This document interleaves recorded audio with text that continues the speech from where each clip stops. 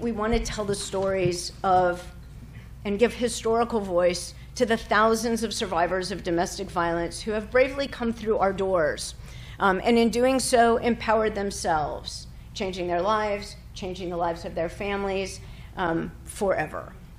So that's where we're thinking we're going with this right now. The history that we're going to create is not just the history, though, of the organization. It's your history.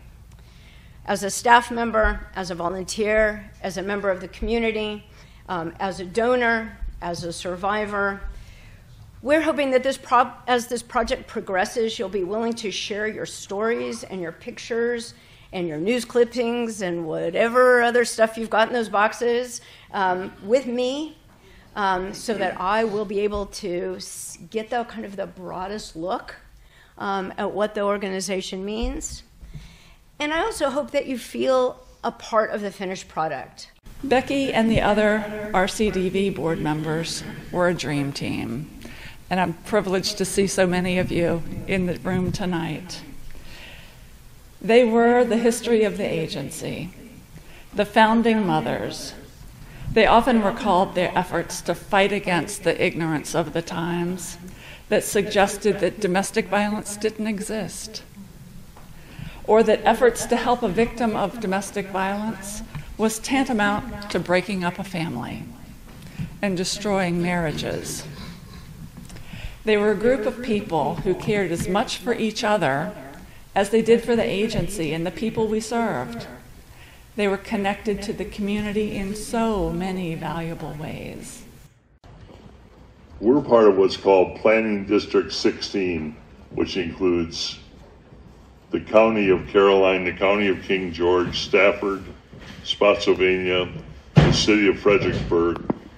That planning district now, which is where Empowerhouse works in all those localities, is now 400,000 people. So not many of us, I think, realize how big it is. 400,000 is a lot of people.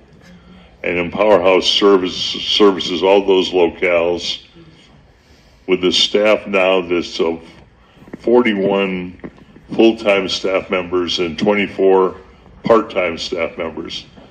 So Empowerhouse operates 24 hours a day, 7 days a week, 365 days a year, operates a shelter.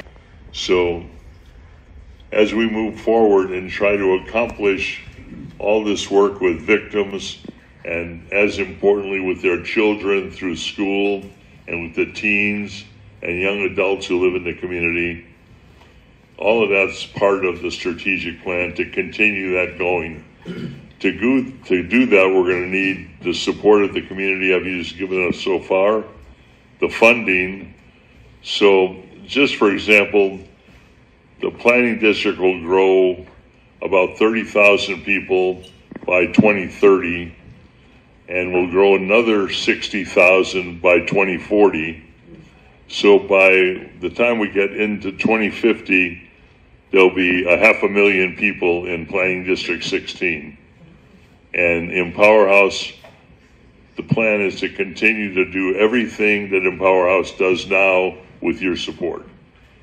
And that involves thousands of victims and children each year. So I was looking through some numbers that Kathy gave me the other day. Last year, Empowerhouse provided 25,000 bed nights of shelter and rest for victims and children. 25,000. And every one of those 25,000 victims and children was serviced by a member of the Empowerhouse staff. So the Empowerhouse staff is engaged each day in taking those toll-free calls on the hotline and counseling with women, supporting them, developing safety plans and so forth. So that happens every day. So thousands of those folks are serviced. So we are blessed with a phenomenal staff, and thanks to you, we're able to provide them with reasonable salaries and good working conditions, and it's our intention to continue to do that. Some of the things we have to do is, one, and we're in the process now, looking for a new outreach office to replace the outreach office we have now, which is not a phenomenal facility. We have an intention to build or to open an office in each of the localities. So in each of the counties and the city will have its own local office, staff to represent Empowerhouse, and to communicate the mission and education and so forth and so on. So that's in the plan. And that's going to require us to hire and employ additional staff, and staff which will also include mental health specialists, some legal help within the family.